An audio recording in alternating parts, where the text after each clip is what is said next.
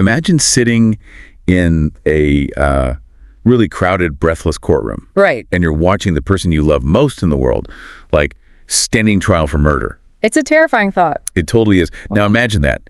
Deep down in the darkest part of your own mind, you aren't actually sure if you want the jury to find them innocent or guilty. Wow. Yeah, that is heavy. Right.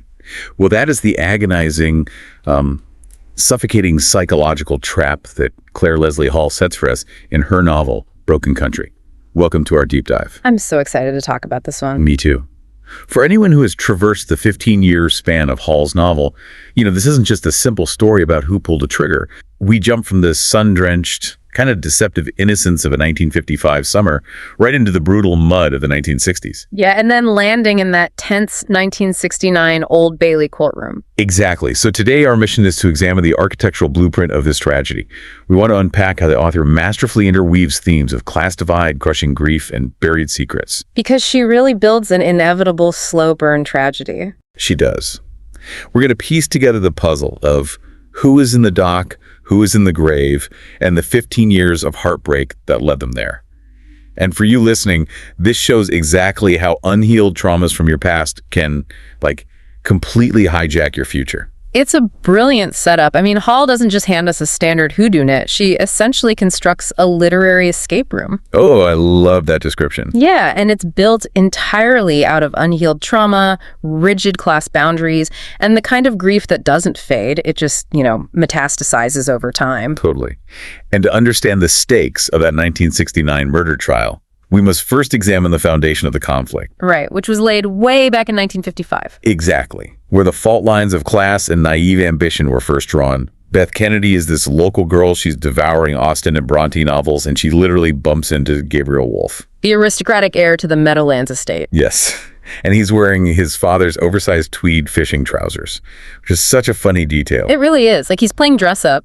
Right. And they have this intense summer romance. It's this magical world of custard creams, Oxford ambitions, and making love in a lavish Arabian Night-style tent by the lake. But then reality intrudes, and it comes in the form of Gabriel's mother, Tessa Wolfe. Oh, Tessa. She's a piece of work. She is. She's a glamorous alcoholic snob, and she cruelly isolates Beth at a dinner party. Yeah, she basically insinuates that Gabriel is just using her as a summer fling. He'll move on to his own kind at Oxford. Okay. Let's unpack this. Yeah. It's like watching two completely different movies play on the exact same screen. Beth thinks she's starring in a sweeping Bronte romance, right? But Tessa and Gabriel's Oxford crowd are playing a ruthless, high-stakes game of social chess.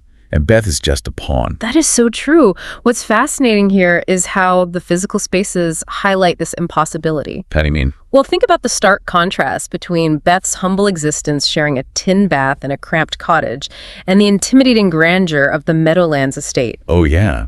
The chandeliers and oak panels. Exactly. The class divide wasn't just a backdrop here. It was the weapon that destroyed their relationship. And it all culminates in that devastating betrayal. When Beth discovers Gabriel's diary at Oxford. That scene is so painful to read. It really is. It reveals his deep insecurities and his confession that he slept with a wealthy, sophisticated American girl named Louisa. Which just proves Tessa was right all along. So Beth leaves him. She does. And the destruction of that youthful illusion forces Beth to seek stability elsewhere.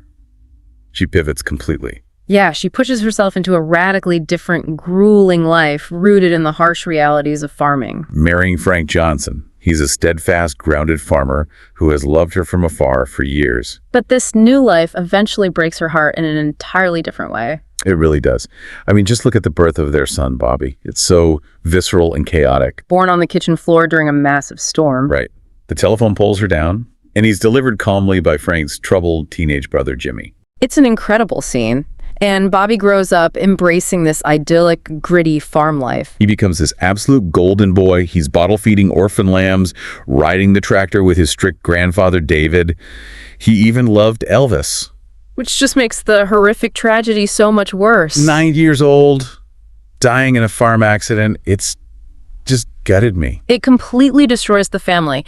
And the way they all cope is so different. Frank tries to survive by burying himself in grueling physical labor. Yeah, he just refuses to speak of Bobby at all. While Jimmy spirals into this drunken darkness, he eventually confesses he thinks the family would be better off without him. And Beth turns into a fortress of grief. She secretly carries a worn photograph of Bobby everywhere she goes. So what does this all mean for Beth and Frank's marriage?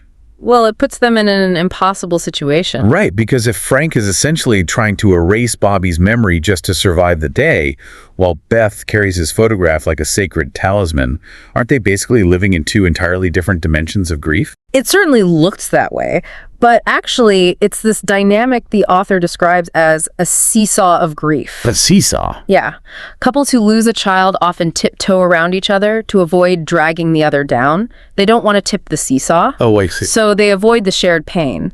But avoiding it doesn't protect a relationship. It creates an unbridgeable, silent chasm.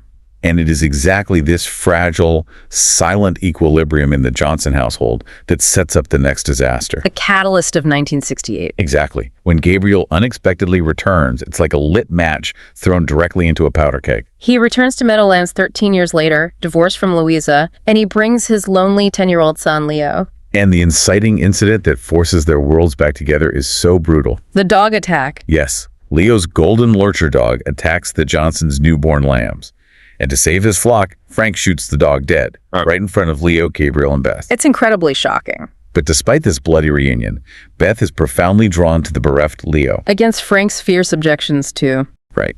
She takes a job looking after Leo, and soon she begins secretly sharing stories about her dead son, Bobby, with him and Gabriel. Which is just so layered and sad. It is. Here's where it gets really interesting. Beth babysitting Leo and talking about Bobby is like trying to heal a phantom limb by attaching someone else's arm to your body. Wow. That's a really haunting way to put it. Well, it might look like a fix on the surface, but the body is eventually going to reject it.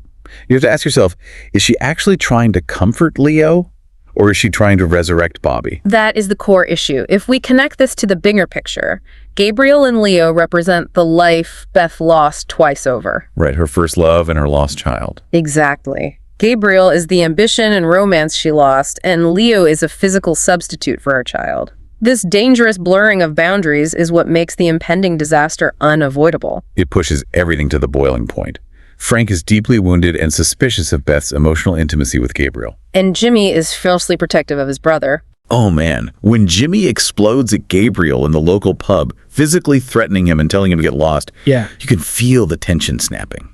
Which brings us right back to the Old Bailey courtroom flash-forwards we were appeased with at the beginning. The 1969 trial. Exactly.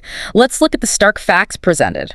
A farmer is dead from a precise gunshot wound to the heart. It looks like deliberate murder, not a farming accident. Right. And Beth sits in the gallery in agony watching, quote, the man I love sitting high up in the dock. The author's brilliant narrative withholding here is just crazy. We are not explicitly told who is dead.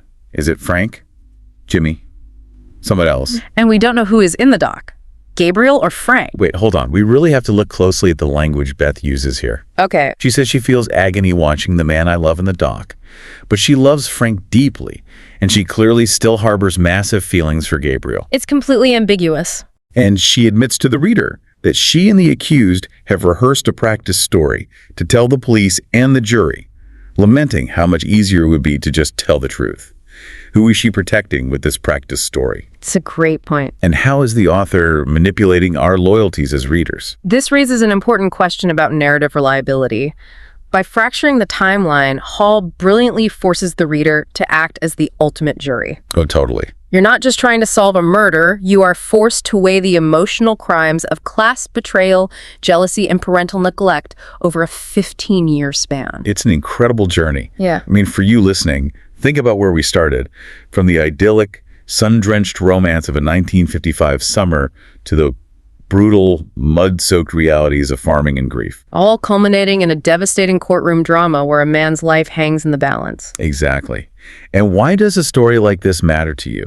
Because it proves that unhealed wounds don't just fade away with time. They really don't. They sit beneath the surface, waiting to dictate your future decisions when you least expect it.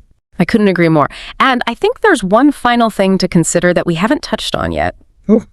Looks up. Consider how memory itself is a kind of trial. Every single character in this story is actively rewriting their history to survive their present pain. Wow, yeah. It leaves you wondering, are we as humans ever truly honest about our own pasts? That's a chilling thought. Or do we just construct practice stories to protect ourselves, repeating them over and over until they become our truth?